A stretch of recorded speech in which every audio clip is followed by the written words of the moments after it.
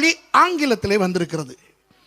ஆங்கிலம் தெரிந்தவர்கள் அதை பார்த்துவிட்டு அதை எடுத்து தமிழிலேயும் போடுவார்கள். சில நேரம் நீங்கள் அதையும் பார்ப்பீர்கள். கவர்ச்சியாய் படங்களோடு சித்திரங்களோடு போடும் பொழுது நம்ப வேண்டும் போல தோன்றும். அந்த காணொளியில் என்ன வருகிறது என்றால், அமலேக்கியர்கள் இன்றைக்கும் இருக்கிறார்களாம்.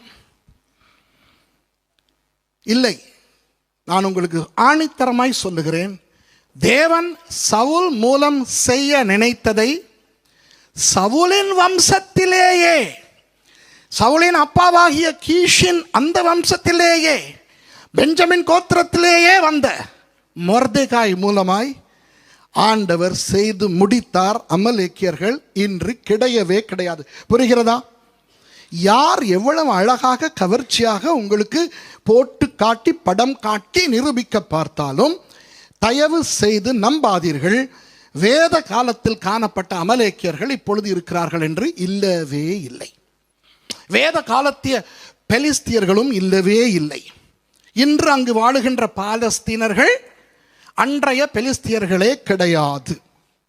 அதற்கு இப்பொழுது நாம் போக தேவையில்லை. ஆனால் நான் உங்களுக்கு ஒன்று சொல்லுகிறேன். அது என்னவென்றால், அன்று அமலேக்கியர்கள் ஏன் இஸ்ரவேலர்களுக்கு விரோதமாய் ரெவிதீமுக்கு வந்தார்கள்? உங்களுக்கு தெரியுமா? தெரியாது. எனக்கு தெரியுமா? எனக்கும் தெரியாது. சரி, அப்படி வந்து யுத்தம் பண்ணினார்களே, அவர்களிடத்தில் கேட்டால் ஏனடா வந்து இஸ்ரவேலோடு யுத்தம் பண்ணினீர்கள் என்று தெரியாது. இதுதான் உண்மை. தேவனுடைய மக்களாகிய இஸ்ரவேலர்களுக்கு எதிராக மக்கள் ஏன் எழும்புகிறார்கள் என்று எழும்புகிறவர்களுக்கே தெரியாது. ஆனால் அநேகருக்கு இஸ்ரவேலே பிடிக்காது. இன்றும் சரி அன்றும் சரி பிடிக்காது. அமலேக்கியர்களுக்கு என்ன கொழுப்பு? அமலேக்கியர்கள் ஏன் இந்த அடிமை கூட்டத்துக்கு பயப்பட வேண்டும்? கவனிங்கள். மோவாபின் ராஜா பாலாக் பயப்பட்டான். அதிலே ஒரு நியாயம் இருந்தது. ஏனென்று சொல்லுங்கள்.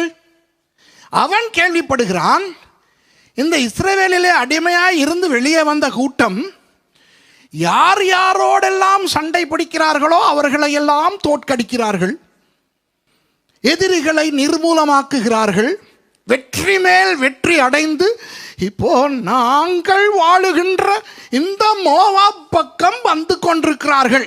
அப்படிப்பட்ட ஒரு பின்னணியில் அவன் இவர்களை குறித்து பயந்தது நியாயமா இல்லையா? அது எப்போ நடக்கிறது? இவர்கள் புறப்பட்டு 35 வருடங்களுக்கு பிறகு நடக்கிறது.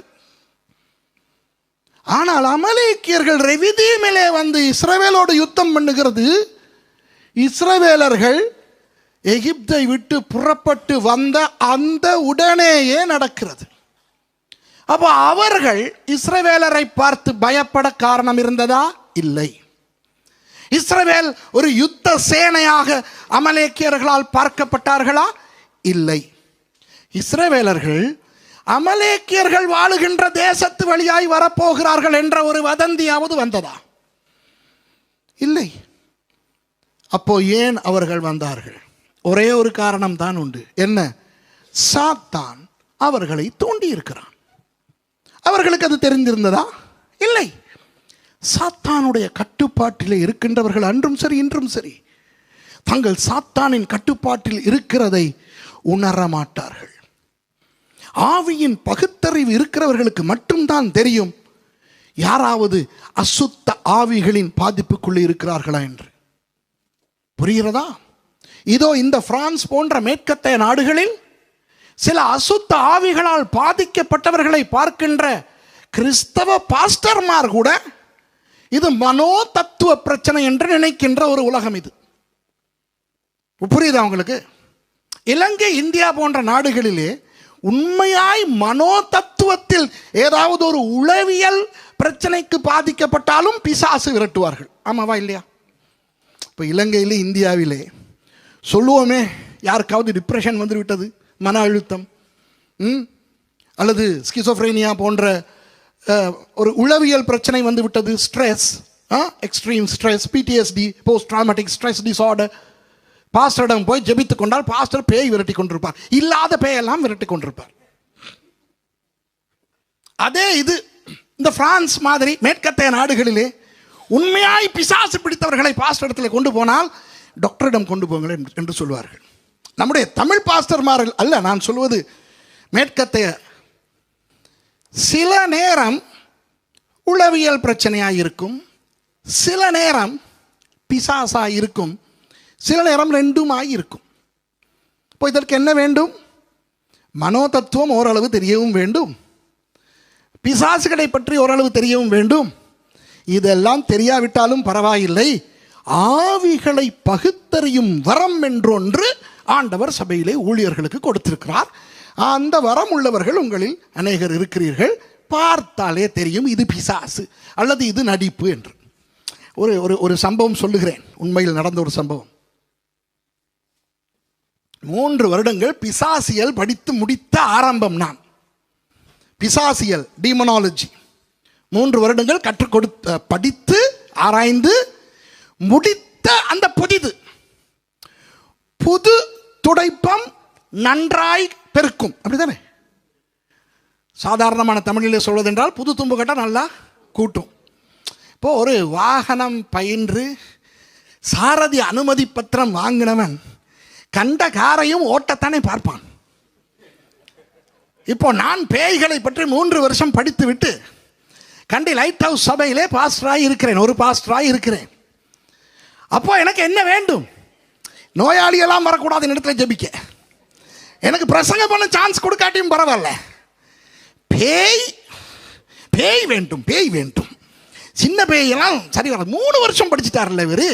அதனால அந்த சின்ன சின்ன குட்டி குட்டி பேய், மரத்தடி பிசாசு, முனியாண்டி, மாடசாமி அதெல்லாம் இல்லை. பெரிய பெரிய பெரிய எசபேலின் ஆவி, அத்தாலியாலின் ஆவி, ரப்சாக்கே ஆவி. அப்போ ஒரு நாள் சர்ச்சில் ஆகன் அடிச்சுக்கிட்டு இருக்கேன். இயேசுவின் நாமத்தில் பாடல். அப்போ சபையில் இருந்த ஒருவர் வந்து, ஒரு சகோதரி பேய் ஆடுறாரு. உடனே 4 பாஸ்டர்மார் வந்து அந்த பெண்ணை பிடித்து கொண்டு ஒரு அந்த பக்கம் இருக்கிற ஒரு அறைக்கு கொண்டு போய் விட்டார்கள். இப்போ எனக்கு ஐயோ, ஏன் இன்றைக்கு நான் ஆகன் அடிக்க வேண்டும்? நான் அல்லவா அங்கே போயிருக்க வேண்டும். நான் விரட்ட வேண்டிய பேயை வேறு 4 பேர் விரட்டுவதா? துடிக்கிறது மீசை, அட்டக்கு அட்டக்கு என்று ஆகன் அடிக்கின்ற அந்த உணர்வு தடுக்கிறது. ஆகன் வாசிச்சுக்கிட்டு இருக்கிறேன், இன்னும் பேயையும் காணாம். பேயை விரட்ட போன 4